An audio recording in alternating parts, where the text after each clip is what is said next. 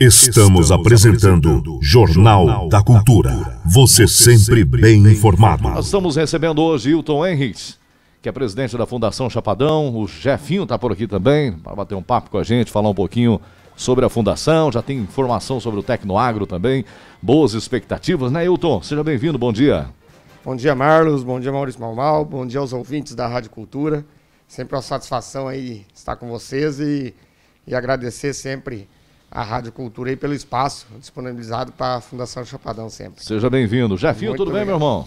Bom dia a todos os ouvintes, o pessoal aqui da rádio. É um prazer novamente estar aqui com vocês, falando aí das principais novidades aí do cenário agrícola atual. Olha, o Hilton já me falou ontem que o Jefinho ele andou fazendo uma geral aí na região, né? Isso, Jefinho? Você percorreu toda a nossa grande região, é isso? Pois é, a gente deu uma volta aí durante essa semana e se deparando com vários cenários, principalmente aí do comportamento do milho safrinha, né? Mediante essa seca que vem nos preocupando, né? Nos meses de, principalmente aí fevereiro, março e abril, sem falar daquele início que atrasou-se a soja. Então tudo isso refletiu-se aí num atraso da janela de plantio do milho, né, e fez com que o produtor entrasse em março, que já não é uma janela tão favorável, plantando. E o clima ainda não ajudando, então a maioria das propriedades aí da nossa região estão sofrendo muito e vamos ter perda de produtividade significativa com a cultura do milho safrinha. Jefinho, esse clima atípico já era aguardado ou não? A gente sabe que é ano de laninha, né? E ano de laninha é mais seco. Tudo bem que Chapadão se encontra numa região que não é afetado tanto por essas intempéries, por estar aí no centro né, norte do país. E aí a gente fica assim, as previsões, é muito difícil você falar em previsão a longo prazo. Isso é uma coisa que virou um modismo, mas conversando com os especialistas aí, nós acreditarmos fielmente nas previsões é complicado. Então, veio a calhar essa seca e aí nós temos que, é mais um desafio para a gente, né, como a pandemia aí, e vamos passar por isso. Sem dúvida nenhuma. Hilton, no nosso último bate-papo a gente veio para falar sobre o Tecnoagro, que acabou não acontecendo, né? Infelizmente, os dias passam e a Covid-19 é uma realidade ainda, ela não foi embora, né? Qual que é a sua expectativa, Hilton? Como presidente da Fundação, como formador de opinião também no município, você que já foi ex-vereador, enfim, tem uma atuação política na cidade, né? Uma pessoa, como eu disse anteriormente, é um formador de opinião. Qual que é a sua ideia quanto ao fim desse Covid-19? Vamos sair um pouquinho do assunto dos grãos e vamos para o Covid-19. Qual que é a sua expectativa real aí quanto ao fim, né, dessa pandemia, Hilton? Marcos, acho que é uma situação delicada ainda. Como você falou, é uma realidade e muito preocupante.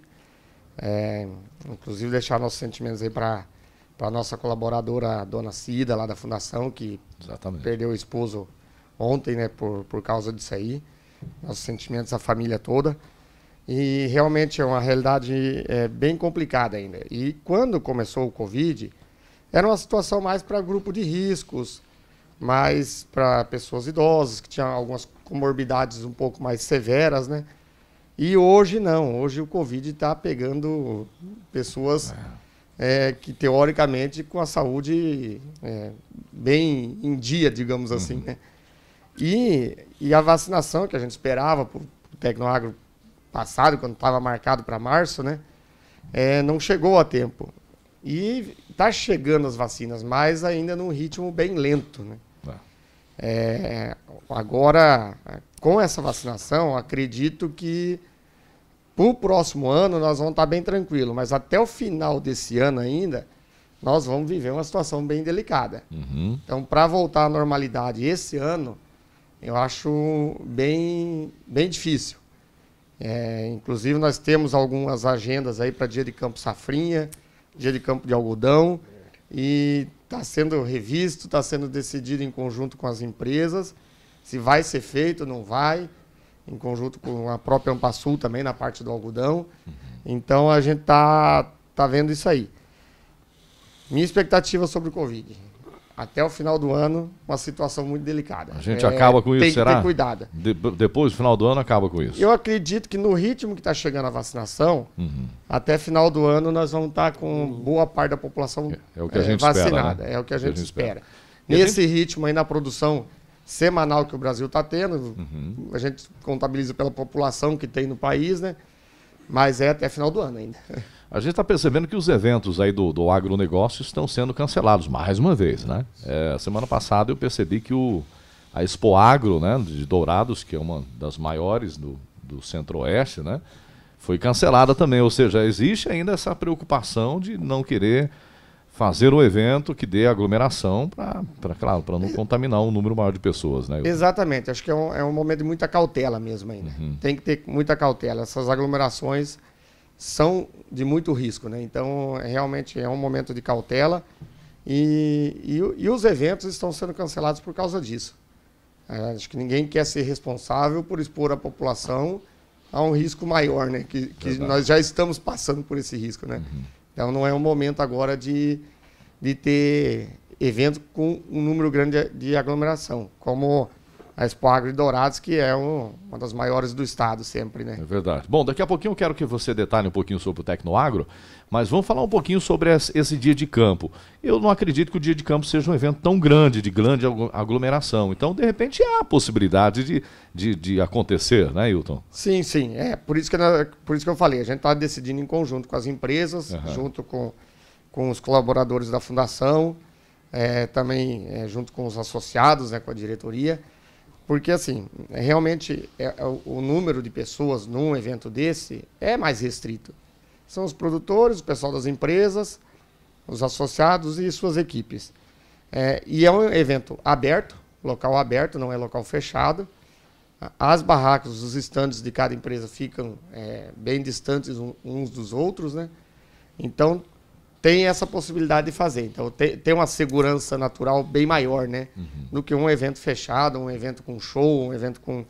Não é um dia de campo aberto, ventilado, então o risco é bem menor, né? E quem sabe passa a ser um pontapé inicial para o retorno desse tipo de atividade, né? Dos dias de campo que são importantes na região, né? Com certeza, eu acredito que sim. Mas é igual nós falamos, nós estamos ouvindo todas as empresas e vamos decidir em conjunto o que a maioria decidiu de uma maneira bem democrática, né? Para não prejudicar ninguém e todo mundo ter uma tranquilidade no evento com segurança, né? Hilton, a gente percebeu nessa época de pandemia que teve vários setores da economia que, claro, sofreram aí suas perdas, né? Acredito que o comércio sofreu bastante, a indústria, né? Devido aos seus colaboradores que não puderam continuar ali no trabalho, enfim. Mas para o agro a coisa foi muito diferente, né? A gente até falou sobre isso no começo do ano, fazendo aí um balanço do ano de 2020, talvez tenha sido um dos melhores anos para o agronegócio. 2021 tende a acontecer a mesma coisa, apesar do clima não ter ajudado um pouquinho, mas isso talvez não influencie tanto. Tende a ser realmente um ano até melhor do que o anterior, Hilton? Eu acho que a tendência e o histórico mostra que o agronegócio sempre carregou a economia do Brasil, né? A responsabilidade do PIB, aí a participação do agronegócio é muito forte, muito pesada, né? E sempre carregou a economia do Brasil nisso aí, principalmente em momentos de crise. Em momentos de crises políticas, em momentos de crises de pandemia igual essa que nós nunca tínhamos vivido ainda, né? Inédito. Mas, né? Mas tivemos outros momentos, situações aí que o agronegócio sempre levou o Brasil nas costas. Então é uma tendência o agronegócio continuar se mantendo. Como foi falado há algum tempo atrás, o agronegócio não foi tão afetado, o agro não parou, não para, né? Só que preocupa nós também um pouco a situação da falta de... Agora a gente começa a ter uma falta de insumos para o agronegócio.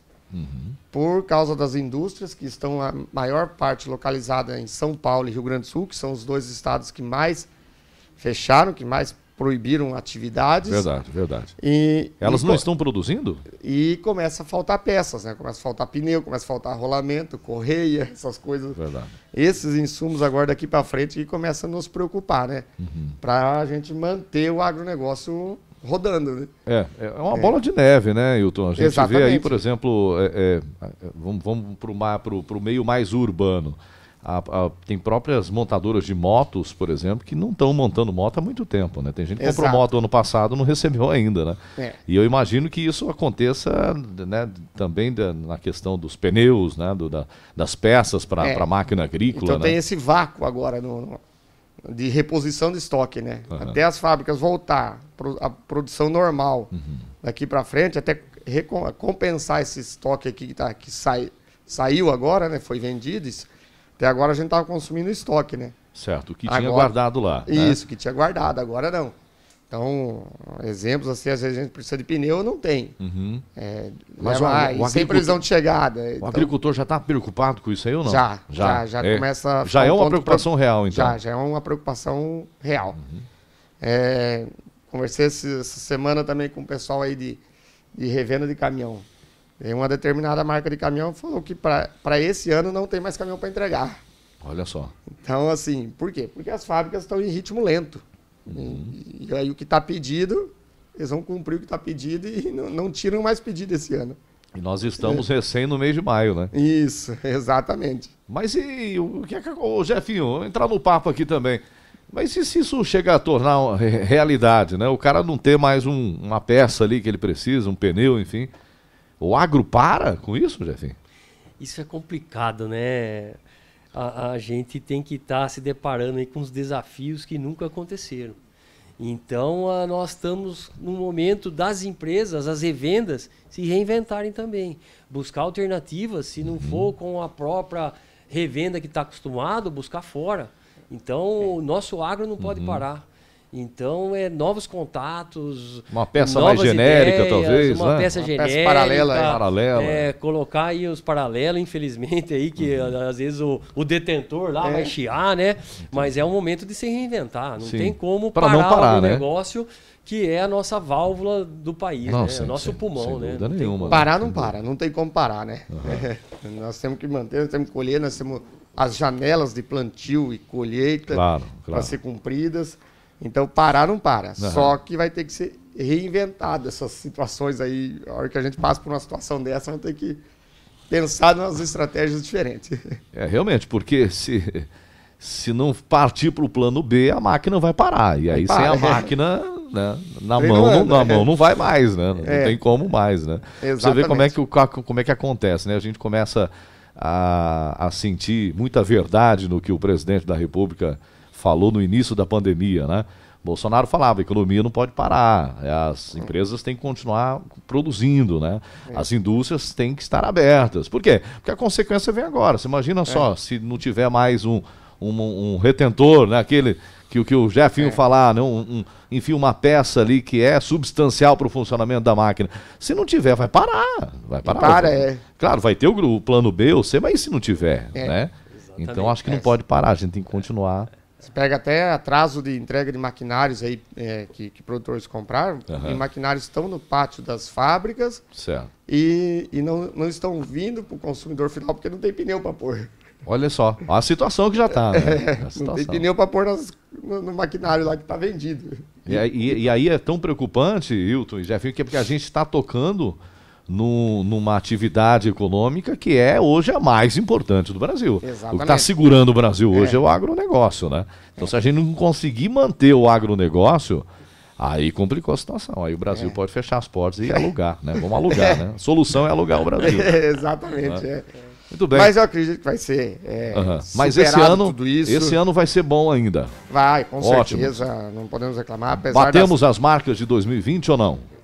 No agro? Nós tivemos quedas de produtividade na região. A nossa região, tanto a safra verão, foi marcada por um clima atípico, né? Então, com quedas de produtividade, principalmente em regiões mais distantes aqui do centro de Chapadão do Sul, né? Você pega as planícies de Chapadão do Sul, com as áreas argilosas, foi uma realidade. Tiveram percas também, mas não tão significativas. Agora, se pega as regiões um pouco de solos mais arenosos, as percas foram bem grandes. Então, as médias de produtividades caíram bastante. Isso devido ao clima? Devido ao clima. Novembro, dezembro, bem instável. Janeiro, choveu bem. Fevereiro, seco de novo. E aí, foi plantada a safrinha de fevereiro e o clima não estabilizou até agora. Estamos tendo dificuldades aí de clima ainda. Então, a gente teve percas na safra de verão, no soja, e com certeza percas agora na safrinha também. Como que o agricultor ele percebe esse momento, Jefinho? Você que estava correndo a região aí, ele já estava preparado para esse baque agora devido ao clima? Eu digo até financeiramente, né? Porque a estrutura é complicada, né? A gente no agronegócio nunca pensa do lado negativo. Certo. A gente tem que ser positivista nas nossas ações aí, e o produtor também não é diferente disso.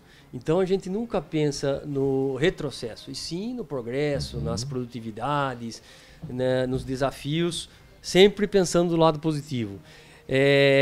Como que a gente se prepara com um negócio desse? É difícil. A gente tem que se antenar pelas janelas de plantio. De repente tirar o pé um pouco mais desse março, por exemplo, do plantio de safrinha de milho, né? Plantar ali dentro do mês de janeiro, segunda quinzena de janeiro e mês de fevereiro. Isso é primordial a gente estar em mente. Tá certo que atrasou-se a soja lá atrás e nós fomos até obrigados em algumas circunstâncias plantar fora da janela. Mas é muito importante se precaver de repente de uma intempérie dessa, a gente se atentar mais às janelas de plantio. Quando que se planta milho safrinha? Segunda quinzena de janeiro e mês de fevereiro. Março, vamos deixar para as coberturas de inverno, para sorgo, culturas mais tolerantes a esse estresse hídrico. E agora vamos falar da Tecnoagro, né? Acho que o nosso último bate-papo aqui foi justamente para a gente detalhar a Tecnoagro. Acabou não acontecendo, como a gente já disse anteriormente, devido à pandemia do Covid-19. Era para ser um evento, eu acredito que um dos maiores da história de Chapadão do Sul. Como é que tá os preparativos? Que é tudo muito demorado também, né? Você já tem que planejar. Não adianta chegar lá em fevereiro e falar, vamos fazer o Tecnoagro em março, né? Não tem como, né? Exatamente. Na verdade, a gente termina um Tecnoagro já pensando no próximo, né? Claro. Já começa os preparativos pro próximo. Com o cancelamento, o adiamento desse último, já ficou reservado às empresas que já tinham os terrenos, já os seus plotes ali fechados com a fundação. Os que estariam em 2021. Isso, já automaticamente ficou para 2022. Temos a data, dia 8, 9 e 10 de março, já está marcada a data. 8, 9 e 10 de março. Isso, certo. Já temos a data definida. E como eu falei, anteriormente a gente falando de pandemia, né? Eu acredito que até final do ano nós estaremos com boa parte da população vacinada. Então é uma tendência natural que aconteça o Tecnoagro, né? Nós tínhamos uma expectativa muito grande, várias autoridades convidadas, autoridades municipais, estaduais e federais, e vamos renovar e reforçar o convite também para essas autoridades para o próximo Tecnoagro, que são sempre muito bem-vindos aí para conhecer o agronegócio aí da região, que é o nosso carro-chefe da economia aqui da região nossa, né? Sem dúvida. Wilton, eu lembro que havia até uma expectativa muito grande de que o presidente da República pudesse estar aqui, né? Eu me recordo que você já tinha conversas bem alinhadas, inclusive, com o deputado, o capitão Contar, né? O Contar, enfim, dentre outros assessores, para que ele viesse, né? E seria muito interessante, afinal de contas, é o presidente do Brasil, né? Exatamente. E ficaria na história para nós como a primeira visita oficial de um presidente em Chapadão do Sul, né? Olha para um evento desse porte, né? Então isso aí ficaria na história. E lógico, vamos reforçar o convite aí para o próximo ano novamente, né? De repente, o convite mantém para de repente acontece, né? Para os deputados, o governador, o presidente, esses convites aí vão ser reforçados, com certeza. Ô Wilton, a Tecnoagro ela foi um dos últimos eventos do setor na época, né? Antes de explodir o Covid-19, né? Foi o último. Foi o último. Foi o último. Quando nós fizemos a abertura do Tecnoagro em 2019, no dia da abertura, na quarta-feira, teve começou o cancelamento de outras feiras agrícolas. No dia da abertura veio a notícia que a AgriShow tinha sido cancelada, a TecnoShow de Rio Verde tinha sido cancelada, e assim aí foi uma bola de neve, foi estourando e houve o cancelamento de todas as feiras agrícolas. E tinha expectativa de esse ano retornar, né, como sendo um dos primeiros eventos pós-pandemia. Não teve isso. E, inclusive, também nenhum outro evento agrícola reabriu as portas até agora, né? Até então ninguém teve a coragem ainda, até agora ninguém... Então, quem sabe seja aí novamente uma expectativa de ser um dos primeiros aí a reabrir ao público, né? No mês de março, né? Isso. Bom, eu acredito também, pegando um gancho no que você falou, que até o final do ano a gente vai estar já com boa parte da população imunizada. Na verdade, eu até confio que nós teremos todos os brasileiros imunizados até o final do ano. É uma promessa do Ministério da Saúde. E a gente começou a ver a vacina chegar em grande velocidade, né? Toda semana a gente está recebendo uma grande quantidade. Eu acredito mesmo, né, que até o final do ano toda a população vai estar começando a viver novos dias, né? Um novo, né? Retornar ao quase normal, né? Exatamente. Quase normal. Talvez não ao normal, mas pelo menos mais próximo à normalidade. Vai ser difícil retornar ao normal da coisa, né? Isso aí não...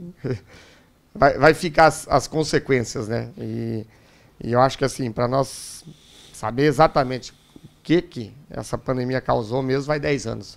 Para nós entender o que aconteceu. Tanto a saúde das famílias, tanto economicamente, a nível...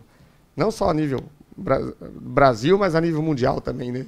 As consequências vão ser levadas aí 10 anos para nós conseguir dar a volta por cima. O reflexo vai ser bem grande. Vai ser longo. Hilton, como que a Fundação trabalha agora nesse momento, né? Momento de, não vou falar crise, né? Que o agro não está em crise, mas teve ali um certo prejuízo, né? Durante esse ano, né?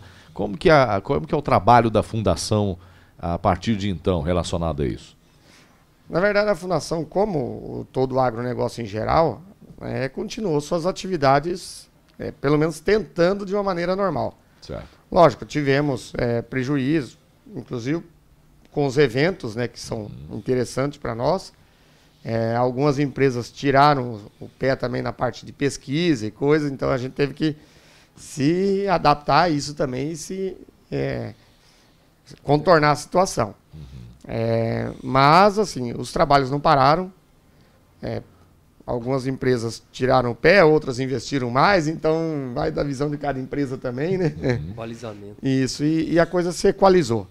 Então, acho que a partir do ano que vem voltamos aí a uma sequência dentro da normalidade.